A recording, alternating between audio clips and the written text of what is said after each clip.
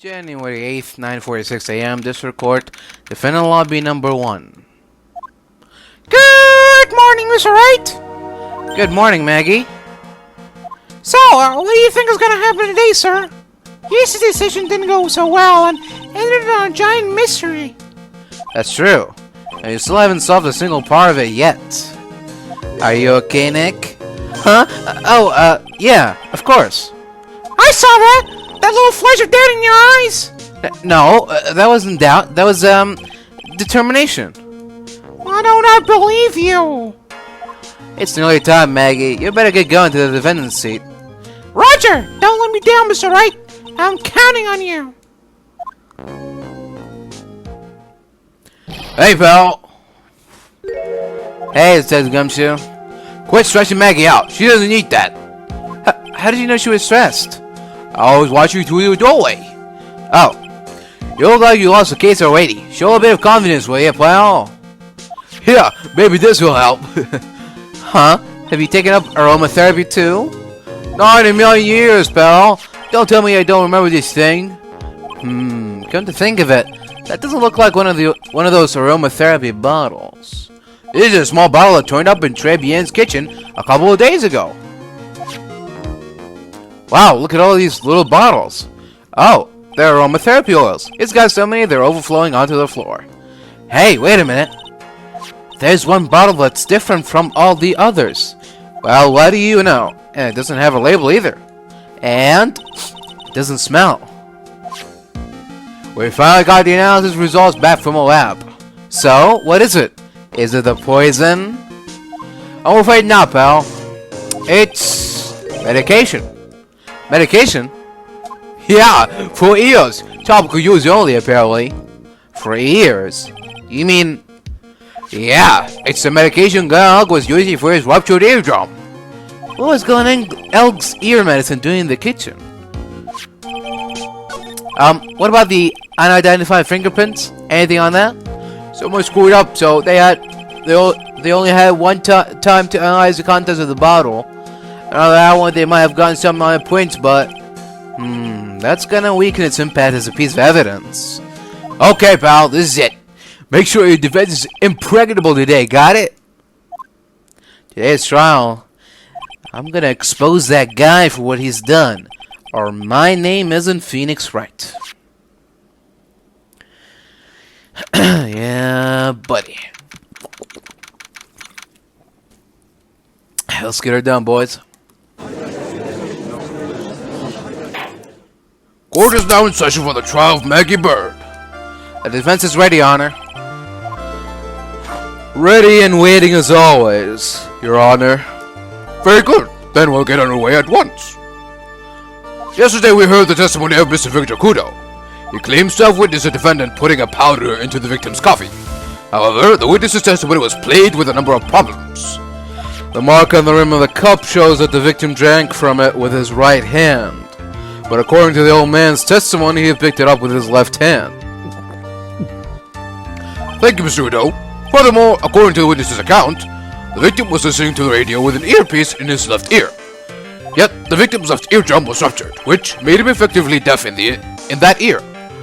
It's amazing how many contradictions a single case can have, huh, Nick?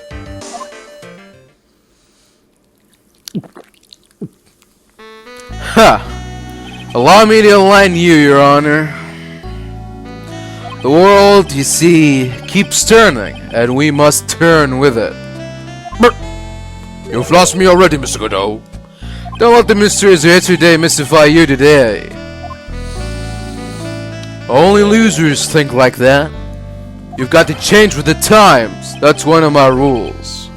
Are you implying that you've resolved these contradictions? You know the answers to these riddles? The old guy wasn't just throwing seeds in here, he was throwing us off the scent.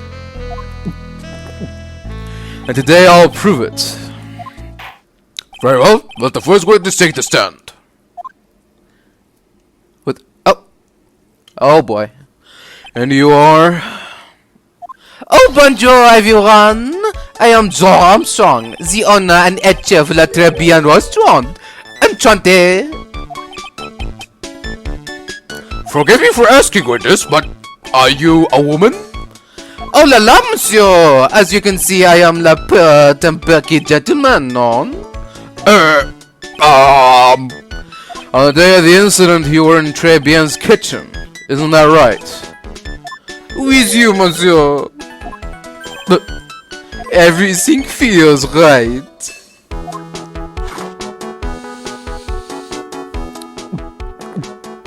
Huh. Wow, he's totally unfazed. Doesn't anything intimidate this guy?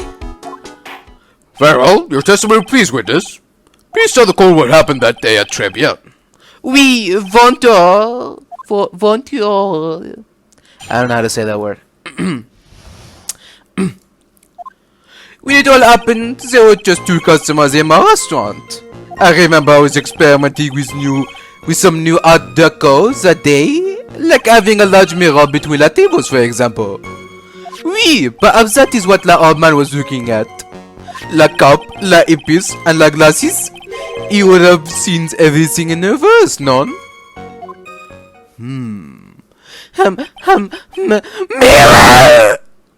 Oui, un grand mirror, the most enormous mirror.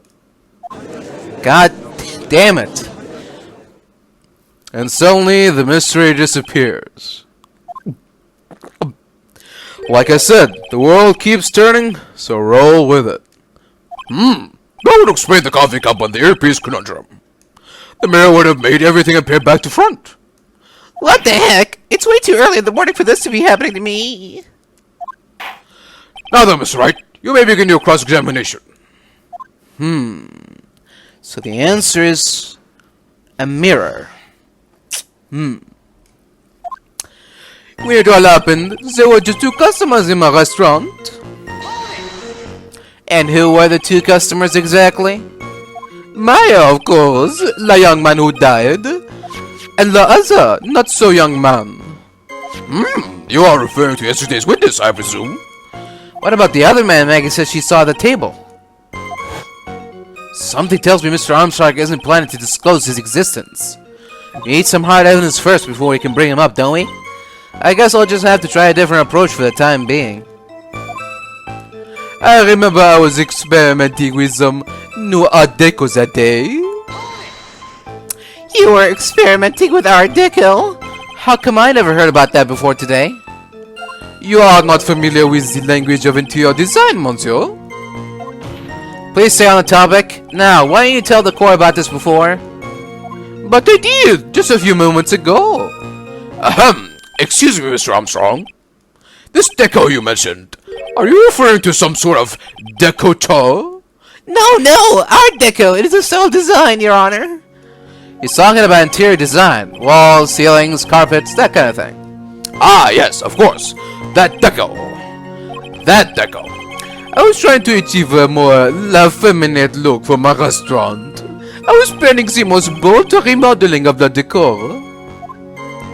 Like having a large mirror between the tables, for example. How big of a mirror are we talking about here? Boof! Something about 4 meters wide and, about 2 meters high. Let's see, if one mirror is about 1 yard, holy glass in a frame, that's huge! I was intending to install it on the ceiling eventually. The ceiling? Was there a mirror on the ceiling? I don't remember. Mad none, but I decided not to go through with it in the end. What should I do? Should I ask him more about the mirror or not? Why not? Sure.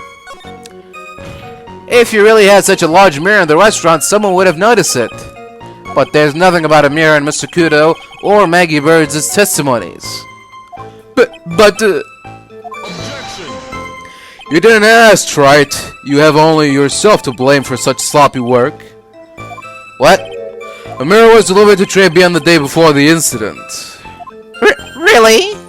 As Mr. Armstrong testified, he was carrying out some design changes. And as it turned out, he didn't actually use the mirror in the end. This just doesn't add up. Even if a mirror was delivered to Très Bien, it doesn't prove that it was in the restaurant on the day of the crime. Ha! If you want to doubt someone, try it. Look in the mirror. I'm sure the person looking back at you will be dubious enough. So the witness yesterday had seen the victim reflected in a mirror. Oui, perhaps that is what the old man was looking at. Normally, I'd expect people to know the difference between a reflection and a real object. Normally? How does normality come into this? That's lame, Trite, even for you. Huh? Are you trying to say that if something isn't normal, it isn't possible? Is that it? Where does that leave the porky-headed lawyer and the top-notch chick over there? And the ungodly cool guy with the mask over here? Well, Trite. Not here! I don't have a top knot. Mr. Godot is correct. A lack of normality is no basis for discounting an argument. Bien, logic as one del day. Fuck. La cup, la earpiece, and the glasses. You would have seen everything in reverse, non? Everything? He would have seen everything in reverse. Wee! Hey, Nick, we should take a second and think about what old CD said in his testimony. How did he phrase it again? The boy was wearing the earpiece on the same side as the green lens of his specs. No question, he can lock me up if I'm wrong. It was his left ear, without a doubt. And then he used the same hand to pick up the cup. His left hand. If he saw everything he described reflected in a mirror, then everything he said he saw on the left was actually on the right, huh? That clears up all the problems with his testimony, I guess. Or does it? Huh. It's kind of hard to believe everything is the fault of a mirror, but do you think old CD saw everything through a reflection? If he did, it would explain all the contradictions in his testimony. But that just makes the situation worse for Maggie. There's gotta be something in that old man's testimony. We've just gotta dig deeper.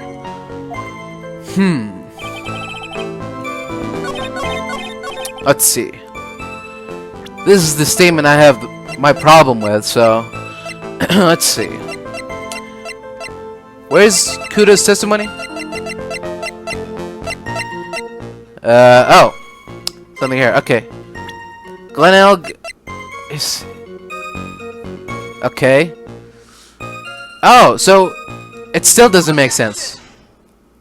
The coffee cup, the earpiece, and the HMD. Let's think back over Mr. Kuda's testimony for a second, shall we? The boy was wearing the earpiece on the same side as the green lens of his specs. No question, he could lock me up if I'm wrong. It was his left ear, without a doubt. So, to summarize, we were told both the HMD and the earpiece were on the victim's left side. Now, if Mr. Kuda saw all that as a reflection in the mirror, it means both the HMD and the earpiece were actually on the victim's right side. Exactement, you see, monsieur. Now that you think about it, it is not so odd, non? Unfortunately, that's where we run into a monumental contradiction with the facts. If Mr. Kuda really did see everything in a mirror, why is it that the HMD is now on the wrong side of his head? Order! Order! Mr. Wright is correct. If the witness genuinely observed the victim reflected in a mirror, then we would expect the victim's eyepiece to have been over his right eye. How bitter. Trite, you should have a taste of this bitterness. It'll calm you down in no time. Are we talking about your coffee, or something completely different? You don't understand the way the witness thinks. How he thinks? You remember this, I presume? The eye broke the vase, sorry, apology, Mr. Kuda's sworn testimony? Exactly. The old man has one very grievous habit, other than throwing seeds. The more of an impression something makes, the more muddled his mind makes it. And what's the most striking thing about Mr. Elg? Clearly, it's the victim's eyepiece. And that's my point. The old man strikes again. Mr. Elg's HMD made a big impression on the old man.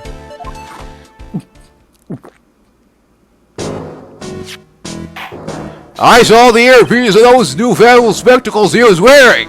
Oh yes, they were both in his left ear. Do you hear? His left ear. Huh. Well, Trite. That's the worst but best impression of Kudo ever. Wow, I really thought he was old CD for a minute there. That was good. Enough. I must agree that yesterday's witness was irresponsibly rash in much of his testimony. Bad luck, Nick. Looks like the boil of a contradiction you found is just a rash. A mirror can't be beaten by a handful of seeds, nor can it lie. So, what exactly was the old man looking at? Fill us in, Mr. Armstrong. Go on, tell the court. We're all ears. Oui, I can explain. Please, if you will look at the plans of the restaurant.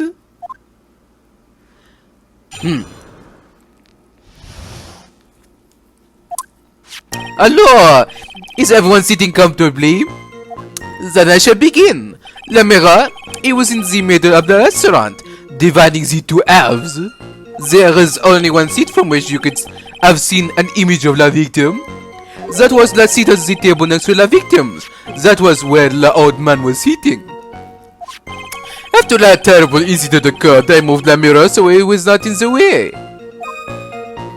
But naturally, I did not touch anything else.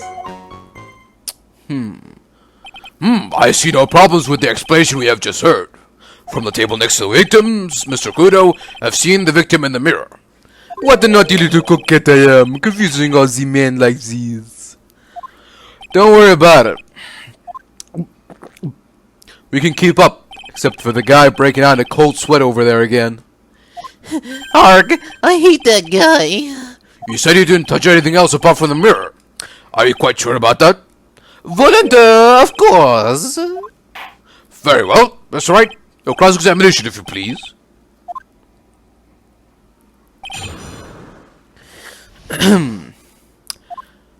La mirror, it was in the middle of the restaurant, dividing the two halves. So, run this by me again. The mirror was here, correct? Oui. Oui? Really? Because I know if I were you, I wouldn't have put a mirror there. It would be in the way. Look who's talking, Trite. Huh? You're obstructing my view, among other things. But, this is my seat in the courtroom. Tribulations' charm is that it gives you the impression that you're the only customer. Temporarily placing a mirror in that spot would hardly be in the way. Unlike you, Trite. I tell you, monsieur, la mirror was there, in the middle of the restaurant. There is only one seat from which you could have seen an image of the victim. And where would that be? Oh la la, look how you lean towards me. I always attract the younger boys. Maybe I should keep you in suspense a little longer. Mr. Armstrong, tell the court what you know at once. I attract the older ones too, you know. And some.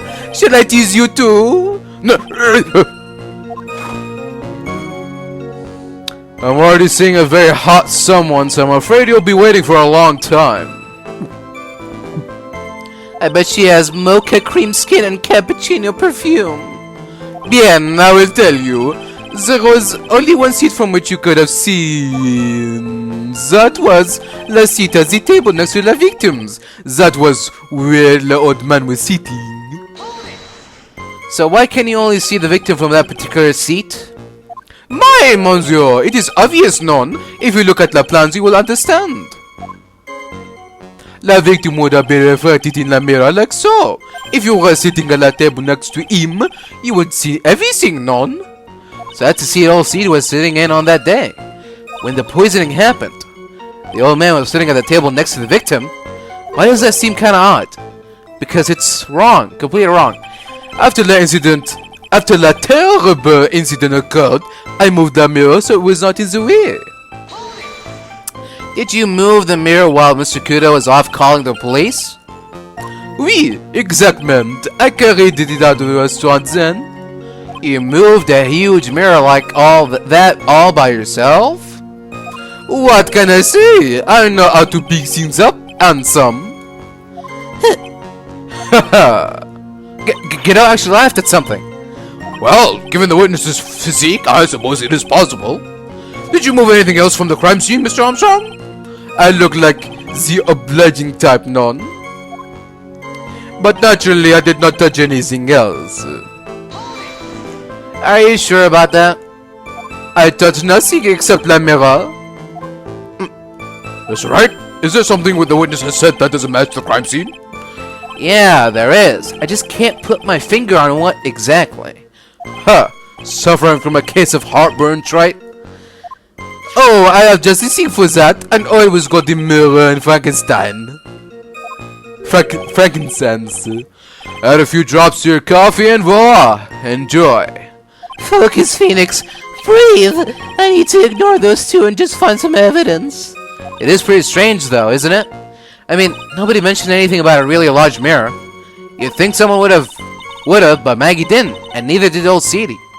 And the only logical explanation is that there was no mirror inside Tribulations that day. Now I've just got to prove it, somehow. La mirror.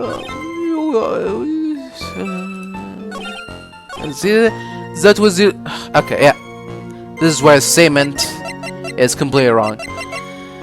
Because if we go back to the crime photo... There you go. No broken vase either. This piece of evidence contradicts with the testimony we have heard, Your Honor. The crime photo? Yes, this photo clearly shows something that theoretically should not exist. What on earth do you mean by that, Mr. Wright? Should not exist? Huh. Sounds like you're describing yourself, Trite. Now then, if the defense would please clarify its statement. What is the something that should not exist in this photo?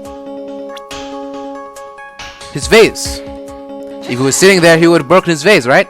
I think it's pretty obvious that this is what should not be in the picture. The vase? What possible connection does that have with this witness's testimony? Your Honor, I'm telling you that there should have been no vase on this table.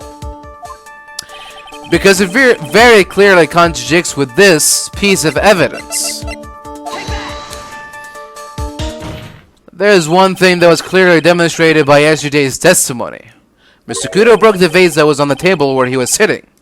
And yet, as the court can see, there's an unbroken vase on the table next to the victim. Why? Because Mr. Kudo was not in fact sitting at the table next to the victim at all. Don't be an idiot, Trite. That's impossible. That seat's the only one Kudo could have seen the victim's reflection from. Exactly. But there's only one conclusion we can draw from this contradiction. There was no mirror at Tribulations that day. Your testimony, Mr. Armstrong, is an elaborate lie.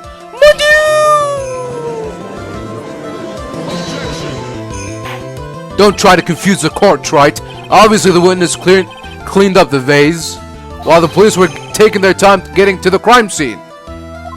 No. Unfortunately, Mr. Godot, that doesn't quite work for me. Mr. Armstrong already testified to the contrary, in his own words. I did not touch anything else except the mirror.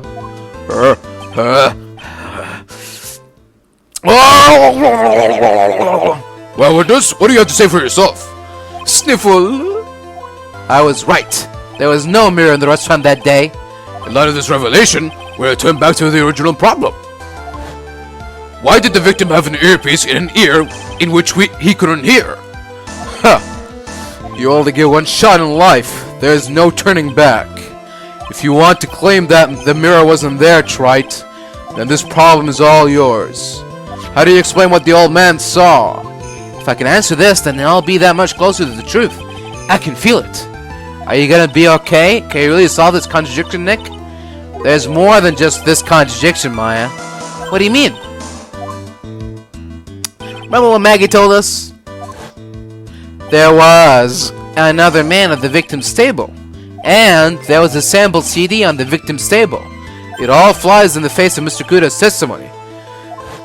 And I think I know the reason why nothing in this case is adding up. Well, Mr. Wright, let's hear your answer. Yes, Your Honor. The reason behind all the contradiction in Mr. Kudo's testimony is simple.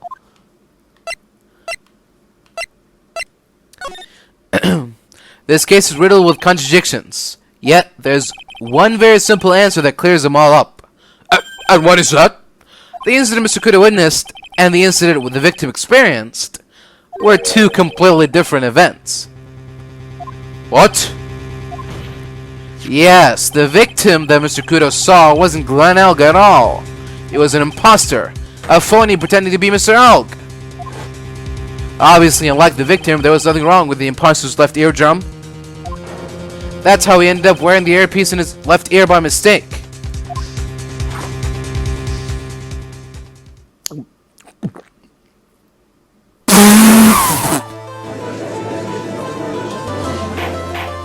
Order in the court. Settle down or I'll clear the courtroom. Quiet, Gramps. Why don't you clear out of here, huh? What did you say? Trite, are you saying that what Mr. Kudo saw was a setup? Yes. Someone pretending to be Glenn Elga acted out the whole coffee poisoning. All for the express purpose of creating a witness out of one Mr. Kudo. Get real, Trite. Why would anyone want to do that? Isn't it obvious? The thing Mr. Kudo was most insistent about insisting was... The serving girl brought him a Jamfacino, but she put something in it. That's the serving girl right there in the vendor's chair. I remember her well. It's so hard to believe, but... There was one and only one reason to show Mr. Kudo this fake poisoning. To show Maggie Bird in the act of poisoning the coffee. Are you insinuating that the waitress in the old man's story was a fake as well? It's true that there were no customers in the restaurant at the time, but it's also true that the chef was there. He would have noticed what was happening. That's right. Well, witness, if your restaurant really was the scene of such theatrics, you would have known about it, correct? Oh la la, this is most difficult for me. No, it's quite simple. All you have to do is testify. You are under oath, after all. Was there, in fact, a phony at Tribulations that day?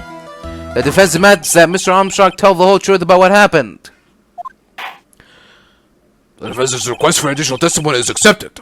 You will accurately explain, in detail, the events in the restaurant that day. Oui. Alright. La victim, Monsieur Elk, he came to my restaurant alone. I remember the old man arrived not long after him. There were no other customers. When he got word he won the lottery, Monsieur Elk became very excited. It was approximately 5 minutes later that the poisoning incident occurred. None, there was no time for a phony to do the acting. What? Just so we're clear, there was no mirror in the restaurant after all. Gentlemen, pardon, forgive me, Your Honor. I left because I wanted this mess to be cleared up quickly. What you have just done is commit perjury, Mr. Armstrong. I will decide how to punish you later. Oui. For now, we will hear your cross-examination, Mr. Wright, if you please. He took that perjury charge a bit too well. But I'm guessing he'll be in more serious trouble after this cross-examination. Alright. La victim, Monsieur Elg, he came to my restaurant alone. Was he alone at his table as well? My, oui, I saw him from the kitchen. Yet the defendant, Miss Bird, remembers it differently. She swears there was another man at the victim's table. Huh.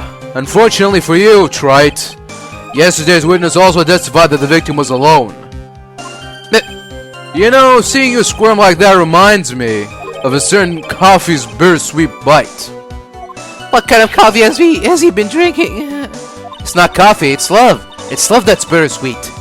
Hearing Maya say that makes her seem wise all of a sudden. I remember the old man arrived not too long after him. By old man, you mean Victor Kudo, correct? Oui, he comes often with my special coffee. I drank your coffee once, Mr. Armstrong.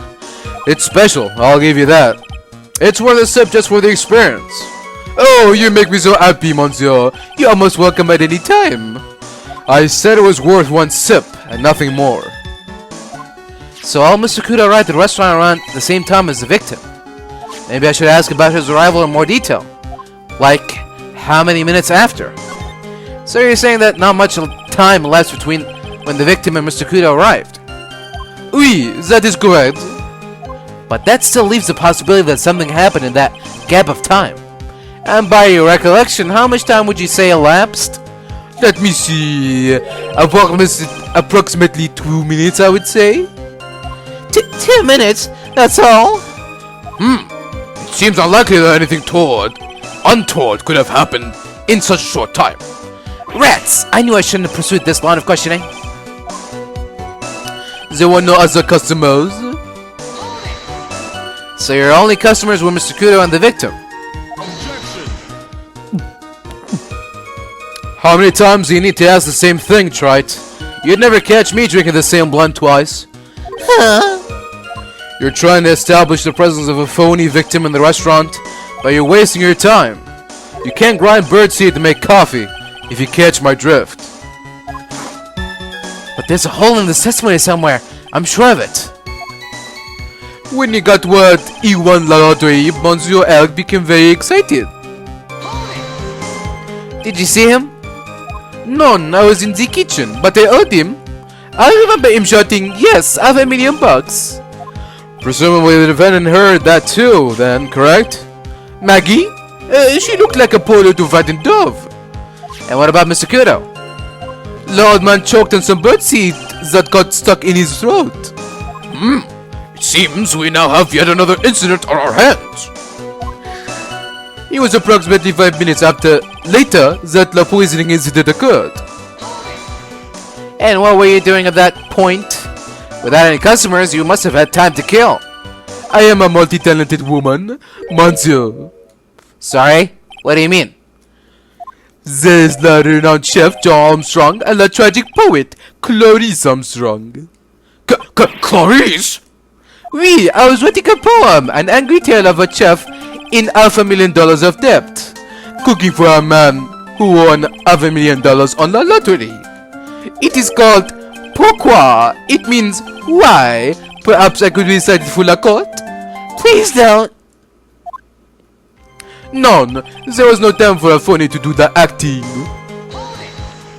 You mean he contacted the police as soon as the incident occurred? I asked the old man to call from the payphone. By your own argument, right? The purpose of this phony victim's performance was so the old man would see it. In other words, once the incident occurred, this opportunity would completely disappear. Indeed.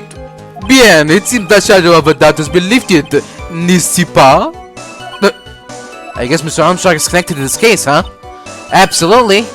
Someone was imprisoning Mr. Elg, and I refuse to believe he was oblivious. He was there the whole time, after all. But if you're right, wouldn't Maggie have noticed too? She fell unconscious when the incident occurred, remember? Ah, you mean that's when the phony staged his act? Well, I'll know for sure once I find a hole in his testimony. La victime, Monsieur Og. Bill man, out of curiosity, about what time was it when Mr. Kudo arrived? Oh no, I cannot remember, Monsieur. I believe we were told by a witness yesterday. A crime was reported at 2:25 p.m. by a kind of scary old man, so. Does that perhaps jog your memory, witness? The incident happened about 20 minutes after he arrived, so the victim must have arrived between 2 p.m. and 2:10 p.m., none? Just after 2, huh? Thank you for your help in jogging my memory, Monsieur. You are wonderful. Ha ha ha ha! I can't sit here all the time and do nothing now, can I? The time of the day will be added to the witness's testimony. Oui, Monsieur Judge. Everything I do it for you. Monsieur bien, that's French, isn't it? Ha ha ha ha! I'm glad at least one person is in a good mood. He's even humming a song to himself. I'm a little girl, I'm a pretty little girl. I'm a Barbie girl in a Barbie world. I remember the old man arrived not long after him, just after 2 p.m. Are you absolutely sure about the time? When I think really hard, I am sure it was just after 2, oui. It is the time I stopped serving the lunch menu. Quite right. I always break for lunch when the restaurants are serving their specials. I've been known to wind up a case early just to make it on time. Ha ha ha. I guess he should never get between a hungry judge and his lunch. Oh, would you look at that? It's almost lunchtime already. Witness, get on with your testimony, please. Do another. Okay, there's gotta be something wrong with this. Let's see. What can we do? What can we prove against this? 130. Here we go. I'm afraid I finally got you, Mr. Armstrong. Quoi? What do you mean? At the time in question, the victim was listening to the radio with his earpiece. The show he was listening to was Millionaire Radio. Each week they announced the winning numbers of the $500,000 lottery ticket. Oui, that must be the show Monsieur L was listening to. I can't see any problem with this testimony, Mr. Wright. I wonder... But you say the victim arrived at your restaurant after 2 p.m., correct? Oui, I am sure of it. I remember it perfectly now. I know it was that time because I just finished serving the lunch menu. Get to the point, right? If you have one. If you have one. My point is this. This show is broadcasted live at 1:30 p.m. and it claims to be the most thrilling 10 minutes of your life. It's on the air at 1:30? Now, supposedly, the victim made some noise when it was announced that he had won. And yet, I don't believe his cry of joy could have occurred after 2 p.m. Because the show had already finished more than 30 minutes earlier by that point in time. Noon! This victim we've been told about has done nothing but the impossible. Listening to the radio with a ruptured eardrum, catching a show that was already over, there's only one conclusion he could draw from these facts. This victim was an imposter, acting out the poisoning 30 minutes after the real murder. Yes, there were 2 Glenelgs in Tribulations that day. The real Glenelg, now dead, having been poisoned by the real killer, and the phony Glenelg acting out the events for Mr. Kudo to witness. It certainly seems that way. I mean, if that wasn't the case, how could you explain the time discrepancy? Quite a performance, right? You were almost on a roll. But sadly, you lack the rock-hard foundation of a rhythm to build your song. What is this? Music Theory 101? Let's recap. According to your imaginative theory, it's now just after 2 p.m. The phony Glenelg is performing a play for the benefit of Mr. Kudo. How do you explain then where the real Glenelg is?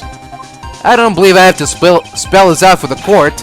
However, at that time the real Glenelg was already dead. That's certainly the obvious conclusion.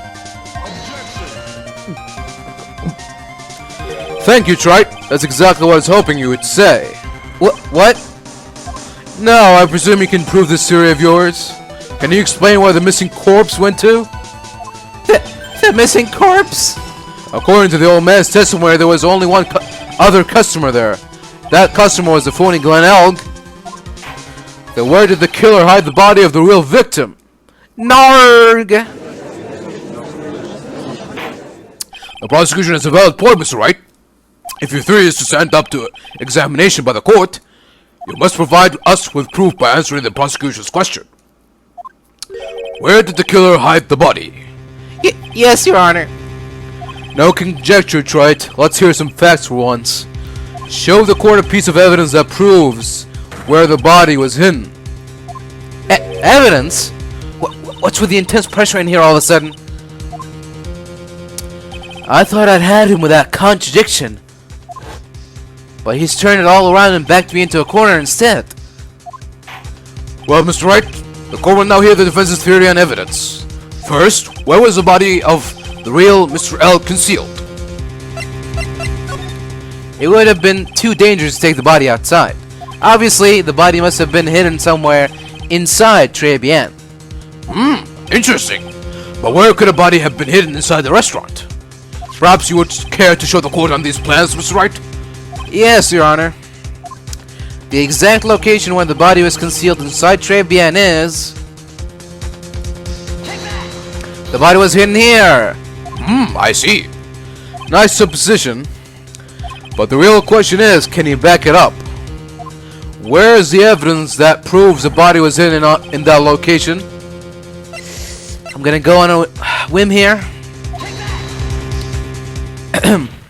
Mr. Armstrong, do you recognize this bottle? None. No. I have never seen that ugly bottle before in my life. I only use the very best motors, monsieur. The highest quality only for me. Where was that bottle found, Mr. Wright? Interestingly enough, Your Honor, It was found in the kitchen of Tribulations. Eh? Quoi? But I only ever use these bottles in my aromatherapy oils. But this bottle doesn't contain aromatherapy oil, Mr. Armstrong. No, it contains a medication. What kind of medication? I'm sure everyone remembers, don't they? And Mr. Elk visited an otolaryngological clinic and was given medication that day. You can't be serious. The defense had the contents of the bottle analyzed, and I have the lab results here. The contents of the bottle match the prescription that was given to Mr. Elk. Gladys murderer hit the body in the restaurant kitchen, at which time this bottle fell out of the victim's pocket. Mr. Armstrong, when the incident occurred, didn't you say you were in the kitchen? Mon Dieu! Yes, you know what I'm about to say. It was you who hit the victim's body. You did a fine job pretending to defend my client, Maggie Bird. However, you were setting her up to take the fall behind the poor girl's back. No!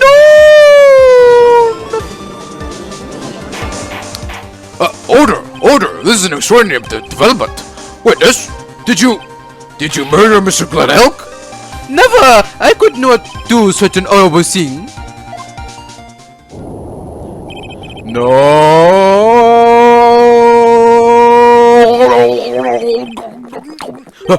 Mr. Godot.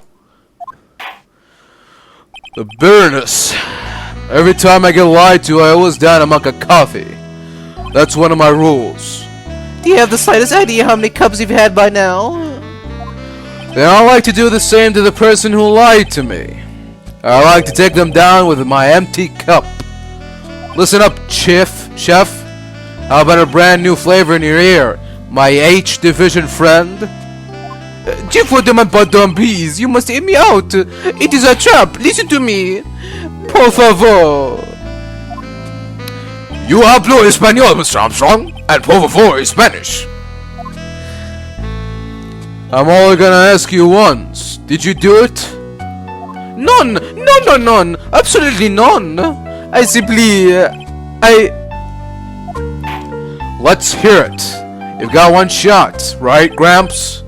Witness, the court will permit you the chance to make one final statement. If you lie under oath again, Mr. Godot's coffee mug awaits you, as does my gavel. Oui, it is clear. What do they always say in the movies? I've got a bad feeling about this. Very well, begin your final testimony, Mr. Armstrong. Oui. It is the final showdown. It is true, I ate the body in the kitchen. A man forced me to do it. I had no choice. I had to go along with him because there was a reason why I could not refuse.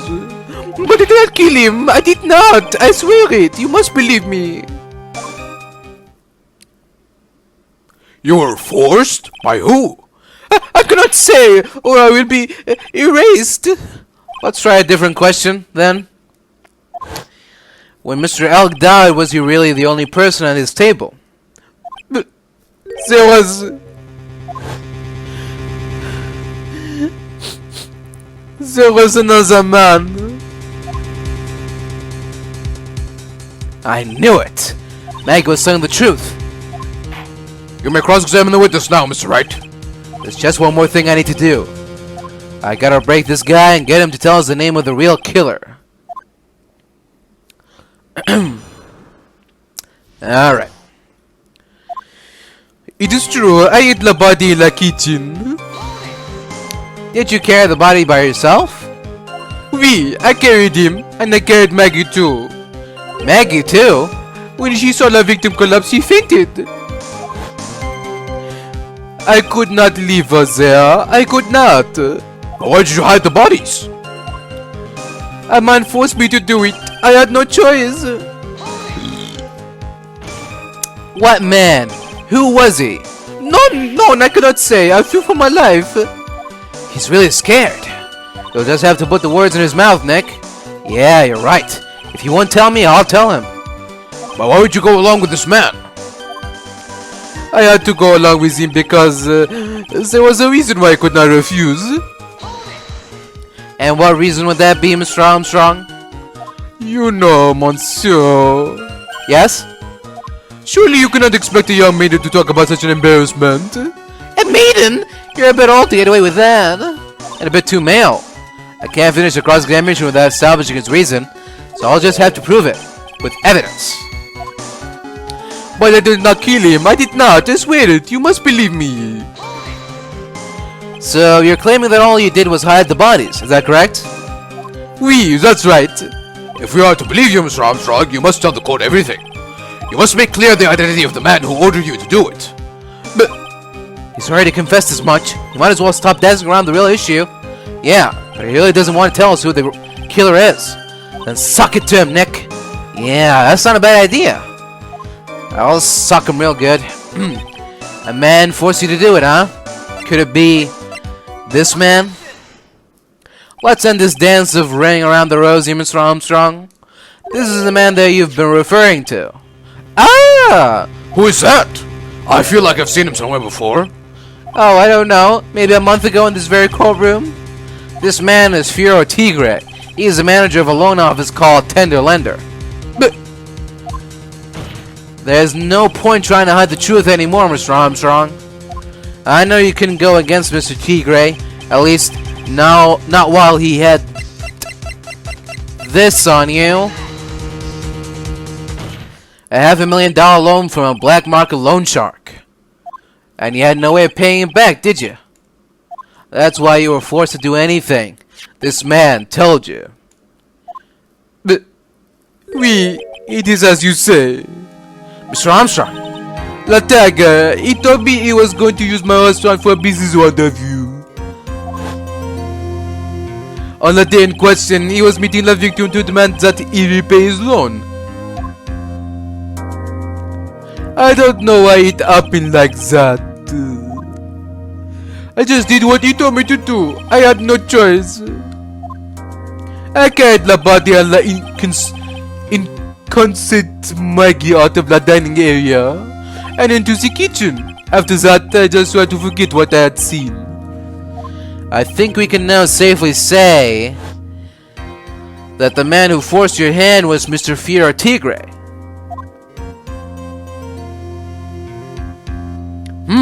I do have one further question for you, Mr. Armstrong.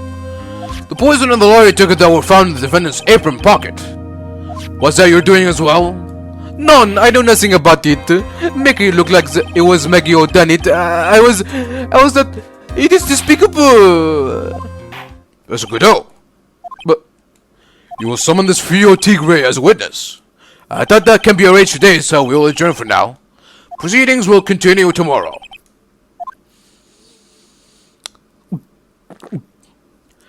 30 minutes. What? The trial will go on. I'll see to it myself. I need half an hour to get that guy on the stand. Not a minute more. How that? Don't sit back and relax yet, Trite. No one knows that chef is really telling the truth or not. This trial could still go either way. Very well. Your request is granted, Mr. Goodell. We will resume once Mr. Tigre is ready to take the stand. Until then, court is adjourned for a 30-minute recess. To be continued. So we're finally gonna see the tiger on the stand. We've almost got this case won now, Nick. I wish I could agree. Huh? When I cross-examined Mr. Armstrong just now, he said he was just doing what the tiger told him to do. But Godot picked up on it, remember? He pointed out that without proof, you don't know if what he testified is the truth. You mean, you think Mr. Armstrong was lying? I don't know, but if that's the line the prosecution takes, we could be in trouble. I got the feeling that we don't have the case-making evidence we're gonna need. Hey, pal! Detective Ramshaw. What are you so jumpy about, Detective? Your hair is standing on end. Hey, that's what Pop calling the color black, little Miss Top Knot. It's not Top Knot. Never mind about the hair, just calm down, alright? I can't stand still when I don't have a job to do. I can't get wound up. Arg! No kidding. You gotta have something you need me to do, pal, anything. Well, hey, I'm gonna take a job back down to the precinct. I can get some prints and analyzed for you if you got an hour. An hour? The trial will have reconvened by then. But, Nick, you still don't have a really decisive piece of evidence, right? True, without some kind of trump card to pull out of the bag, we're really stuck. You said you could get some fingerprint analysis done in an hour? You bet. In that case, would you mind checking the prints on this for me? If you're going back to the station anyway, could you find out whose prints are on this? Oh, hey, that's the small bottle I gave back to you this morning, right? Yeah, I think it's time we solve the last mystery of who the prints on it belongs to. Sure thing, pal. Actually, that's been gnawing at me too. Okay, I'll get this off to the rep right now. Just make sure you don't lose this case before I get back. This is pretty much the final showdown, I guess. It's time to separate the phonies from the real guys.